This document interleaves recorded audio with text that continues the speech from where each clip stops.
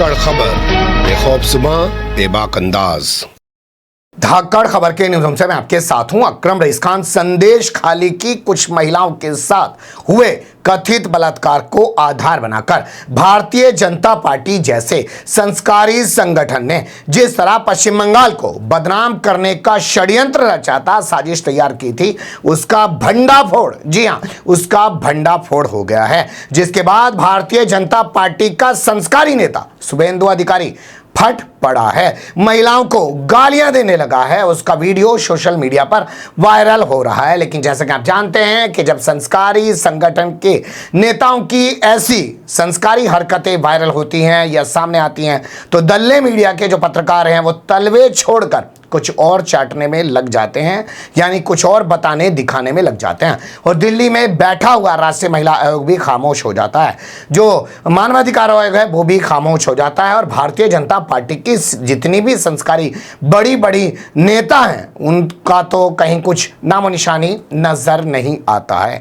कैसे कैसे शुभेंदु अधिकारी महिलाओं को गाली दे रहा है, कैसे कैसे पूरा ये भंडा फोड़ हुआ है, कैसे 3 महिलाओं ने अपने आरोप वापस ले लिए कि उनके साथ कोई बलात्कार नहीं हुआ है। झूठी एफआईआर उनके जरिए भाजपा ने दर्ज करवाई थी, उनसे कोरे कागजात पर दस्तखत लेकर। हर पहलू से आपको रूबरू कराने की कोशिश करेंगे, लेकिन सबसे पहले शुभेंदु अधिकारी की हरकत आपके सामने रख देते हैं, देख लीजिए।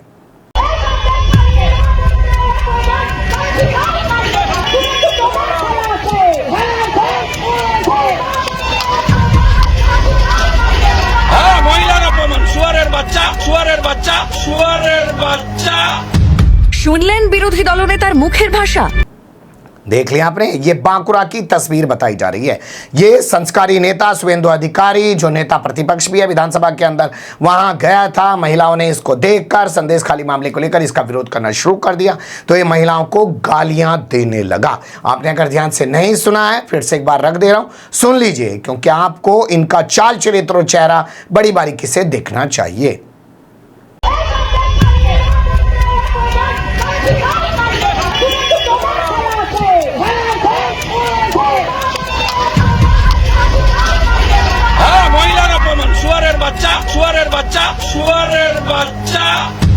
শুনলেন বিরোধী দলনেতার মুখের ভাষা। इस वीडियो को टीएमसी ने अपने फेसबुक अकाउंट पर, अपने सोशल मीडिया अकाउंट्स पर शेयर किया है और दावा किया है कि इसी तरह की गाली दी गई है। इसके बाद इस पूरे मामले को लेकर टीएमसी की जो प्रवक्ता हैं शशि पांजा, वो सामने आई है और उन्होंने कहा कि वो इस पूरे मामले पर शिकायत करने जा रही हैं चुनाव आयोग से। শুভেন্দু অধিকারী বিরোধী দল নেতা যাচ্ছিলেন একটা মিটিং এ বাঁকুড়া সিমলাপালে, এবং সেইখানে স্থানীয়ভাবে মহিলারা যারা রয়েছেন তারা প্রতিবাদ করেছেন এবং স্লোগানিয়ারিং করেছেন। সেটাতে তিনি বিরক্ত হলেন, সন্দেশখালী বিষয়টা উঠে এলেন। যে শব্দটা তিনি ব্যবহার করলেন, যেটা চয়ন করলেন মহিলাদের জন্য, মানে আবারও মহিলাদের অপমান করলেন, এই দুটো শব্দ তিনি ব্যবহার করলেন। আমরা এটাই বলতে চাইছি, তার বিরুদ্ধে গুরুতর অভিযোগ। মহিলারা অপমানিত, এই চিত্রনাট্য তিনি রচনা করেছেন এবং পুরোটি ওইখানকার মণ্ডল সভাপতি, স্থানীয় মহিলা নেতৃত্ব, তারা সেটাকে ক্যারি করেছেন এবং এই কাহিনীটা এই রূপ নিয়েছে যেটা পুরোটাই অসত্য। কিন্তু এবার যেটা হচ্ছে যে তিনি নিজে সরাসরি অসংসদীয় ভাষা গালাগালি করছেন মহিলাদের। বঙ্গ নারীরা এটা দেখছেন। তৃণমূল কংগ্রেস কমপ্লেন্ট দিয়েছেন ইলেকশন কমিশন অফ ইন্ডিয়াকে সন্দেশখালী এই ঘটনাটা নিয়ে, এবং এই ঘটনাটি যে স্টিং অপারেশনের মাধ্যমে, এবং তারপরে প্রত্যেকেই কিন্তু বলছেন, যারা মহিলারা যারা ওই সই করেছিলেন যে এটা মিথ্যা অভিযোগ, তাদের উপরে কোনো শারীরিক নির্যাতন হয়নি এবং তারা কমপ্লেন্টটা প্রত্যাহার করছেন।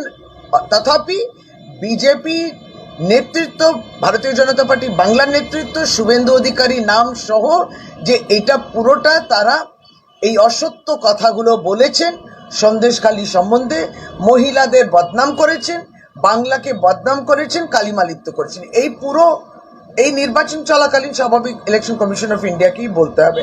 তাই এই কমপ্লেন্টটা তৃণমূল কংগ্রেসের পক্ষ থেকে ইলেকশন কমিশন অফ ইন্ডিয়াতে জমা পড়েছে।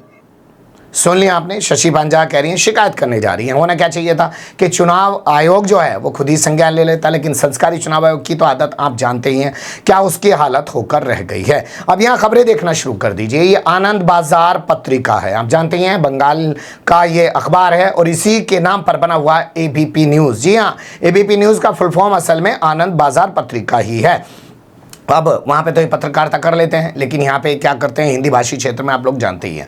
तो इसने छापा है कि 3 महिलाओं ने कहा है कि उनके दस्तखत ले लिए गए थे कोरे कागज़ पर, और बाद में उनको पता चला जब पुलिस उनके घर पहुंची कि उनके जरिए एफआईआर दर्ज कराई गई है, उनको बदनाम करने की कोशिश की गई है, उनका कोई बलात्कार नहीं हुआ है। उन्होंने तो भारतीय जनता पार्टी के एक नेता मम्पी उसका नाम बताया जा रहा है, उससे इस मामले में शिकायत की थी कि उन्हें जॉब कार्ड नहीं मिल रहा है, उन्हें मनरेगा का पैसा नहीं मिल रहा है, लेकिन भारतीय जनता पार्टी के उस संस्कारी नेता ने कोरे कागज पर इनके दस्तखत ले ली और इनकी ओर से जब महिला आयोग का वहां पे दौरा हुआ तो वहां पर एफआईआर दर्ज करा दी गई। अब इन तीनों महिलाओं ने इनकार कर दिया। इसके अलावा और भी कई वेबसाइट्स ने इन खबरों को छापा है। इसको लेकर भी शशि पांजा ने आज प्रेस कॉन्फ्रेंस के दौरान बात रखी है, सुन लीजिए। ভারতীয় জনতা পার্টির যারা নেতৃত্ব স্থানীয়ভাবে সন্দেশখালীতে, সেখানে যে এই অভিযোগ লেখা আছে যে তাদের উপরে শারীরিক নির্যাতন করা হয়েছে, ধর্ষণ করা হয়েছে, এটা তারা জানতেন না। এবং এই যে 500, 1000 টাকা, 2000 টাকা বেঁধে মহিলাদের ইজ্জত সম্মানকে যেভাবে ধার্য করে দিলেন একটা রেট ভারতীয় জনতা পার্টি, এগুলো কিন্তু পরপর মহিলারা বুঝছে। তারাও আপনারা আমাদের মতো যখন এই স্টিং অপারেশনের মাধ্যমে এই ভিডিওটা দেখলো তখন তারা বুঝলেন এটা অনেকের সঙ্গে হয়েছে। এবং যারা এই অভিযোগগুলো দিয়েছিলেন সন্দেশখালী থানাতে, এবার তারা থানাতে যেতে লাগলেন যে আমি আমার অভিযোগটা প্রত্যাহার করব, কারণ এটা অসত্য, এতটা অন্যায় হলো।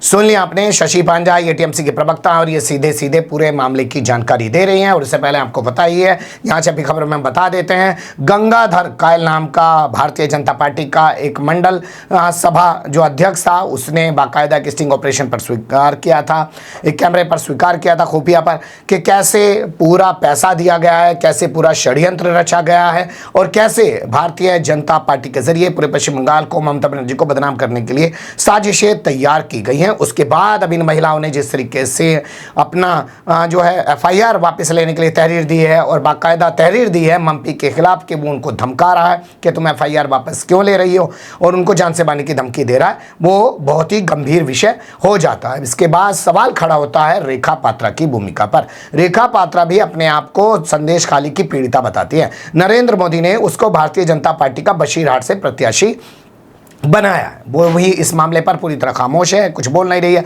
पत्रकार उससे सवाल कर रहे हैं तो उसके हलक से भी आवाज़ नहीं निकल पा रही है। लेकिन जिस तरीके से ये परपंच सामने आया उससे आप अंदाज़ा लगा सकते हैं कि इन लोगों ने गुजरात के गोधरा से पहले साबरमती ट्रेन को कैसे जलवाया होगा, कैसे इसमें कार सेवकों को मरवाया होगा, कैसे फिर पूरे गुजरात के अंदर दंगे करवाए होंगे, या कैसे संस्कारी जगह जगह पूरे देश के अंदर नफरत का एक माहौल बना रहे हैं, मस्जिदों पर हमले करवा रहे हैं, लोगों में कत्लेआम करवा रहे हैं, 3-3 दिनों तक दिल्ली जल रही है। ये सब कुछ ये लोग साजिश के तहत करा रहे हैं। ममता बनर्जी भी तमाम जो है जगह पर रैलियों में इस मुद्दे को उठा रही हैं, लेकिन जिस तरीके से खुलासा हुआ है उस पर मीडिया की, खासकर दिल्ली में बैठे हिंदी मीडिया की खामोशी बहुत सारे सवालों को जन्म देती है। सोचिएगा ज़रूर उन सवालों के बारे में आप खुद, और बने रहेगा धाकड़ खबर के साथ। कमेंट्स के रूप में आप लोग अपनी राय दे सकते हैं, खबर को लाइक कर सकते हैं, चैनल को सब्सक्राइब कर सकते हैं और ज़्यादा से ज़्यादा हमारी खबरों को शेयर कर सकते हैं। फिर ऐसे ही किसी सुलगते हुए या उलझते मुद्दे लेकर मैं आपके सामने होऊंगा हाजिर। फिलहाल अभी मुझे दें इजाज़त।